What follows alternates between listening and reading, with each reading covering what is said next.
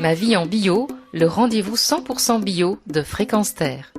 Frédéric Benoît. Aujourd'hui, Ma vie en bio, le rendez-vous 100% bio de Fréquence Terre reçoit Amandine Gers. Bonjour.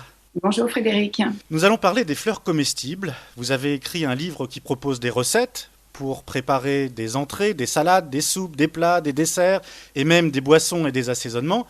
Amandine Gers, comment est-il composé votre livre ? C'est un livre déjà qui est très très illustré, ce qui est indispensable pour l'identification des fleurs et des plantes sauvages. Et il est découpé en plusieurs parties selon le type de recette proposée. C'est un peu toutes les fleurs qui se mangent et puis des fleurs qui sont tellement évidentes qu'on ne pense pas forcément à les mettre, on va les voir après. Mais il y a une première chose dans le livre certainement qui doit apparaître, c'est de savoir les identifier. Oui, en effet, parce que toutes les fleurs ne se mangent pas. Il y a des fleurs qui sont toxiques. Il y a certaines plantes dont on mange seulement une partie de la plante et pas toute la plante. Donc, il faut vraiment veiller à l'identification. C'est vraiment le premier conseil à donner, d'être vraiment sûr d'avoir identifié la plante avec certitude avant de l'avoir consommée. On le retrouve dans votre guide. Alors, on le retrouve dans mon guide. Et pour faciliter justement la cuisine des fleurs, j'ai sélectionné 24 fleurs dont la plupart sont très faciles à reconnaître parce qu'on les connaît déjà tous. Par exemple, le lilas, tout le monde connaît le lilas, on ne peut pas le confondre avec quelque chose d'autre. La lavande, on la connaît très bien. Le pissenlit, on le connaît très bien. Donc, la rose, voilà, j'ai vu les pâquerettes. Alors, pour ceux qui connaissent, il y a la glycine. J'étais très étonné de voir les fleurs de glycine, ça se mange alors ? Oui, les fleurs de glycine se mangent, mais pas les feuilles. D'accord, et le coucou ? Le coucou également, oui. Qui pousse partout dans les fossés, autour des bois. Voilà, c'est la prime vert, donc on peut consommer le coucou et celui-ci, on peut même manger les feuilles. Alors, on les met pas n'importe comment dans les plats non plus. Alors, je suppose que si on peut les manger accompagnés ou accommodés, on peut aussi les manger crus.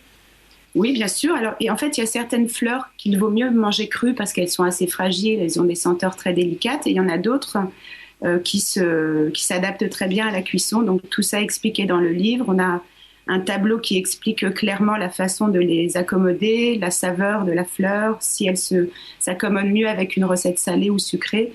Donc voilà, c'est une sorte de guide pour consommer des fleurs sans se tromper, en se régalant. Alors, un petit extrait de votre livre. Est-ce que vous nous donneriez un repas avec une entrée, un plat, un dessert qu'on pourrait faire avec des fleurs, par exemple ?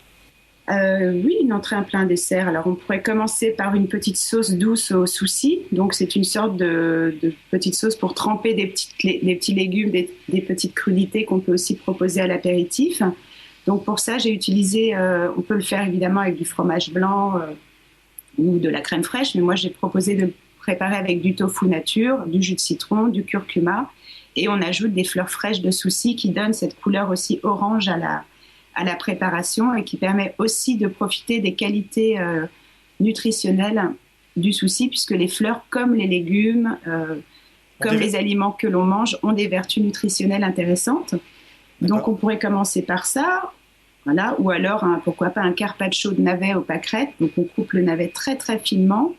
On rajoute des petites pâquerettes qui sont là plus pour une touche décorative et on prépare une petite sauce avec les fans de navets qui sont aussi comestibles. D'accord. Et puis en plat, je pourrais vous proposer, par exemple, pour les gens qui apprécient la viande, un rôti de porc aux pêches et à la lavande. Pour ça, on cuit le rôti de porc en cocotte, on ajoute des pêches entières et la lavande permet de parfumer le plat un peu comme une feuille de laurier ou du thym. D'accord, on l'ajoute à la fin ? Non, on l'ajoute en début de cuisson comme un bouquet garni. D'accord. Voilà, on pourrait proposer aussi pour les végétariens des légumes farcis et parfumés également à la lavande. Voilà, on a vraiment l'embarras du choix après pour les desserts. On pourrait faire tout simplement une petite crème aux œufs parfumée aux fleurs d'acacia. Ah oui, les fleurs d'acacia, pourquoi pas ? Les abeilles en raffolent et pourquoi pas nous ? Les fleurs d'acacia sont très parfumées, très douces et c'est vraiment très agréable de les utiliser pour parfumer une petite crème aux œufs. Ou sinon la rose, tout le monde connaît la rose, tout le monde en a dans son jardin, elles sont très parfumées. Pourquoi pas proposer un pain perdu à la rose, donc on utilise la rose pour parfumer le lait qui va ensuite enrober les tranches de pain ou de brioche. Voilà, bah écoutez, on va voir les fleurs différemment maintenant avec vous. Merci Amandine Gers. Je rappelle le titre de votre ouvrage, Je cuisine les fleurs, 50 recettes inattendues, 24 fleurs des champs et des jardins. Et c'est aux éditions Terre Vivante, vous l'avez dit tout à l'heure, un livre que vous avez coécrit avec Olivier Degors. Rendez-vous sur le site terrevivante.org et bien entendu sur le site de Fréquence Terre, fréquenceterre.com, votre point de départ.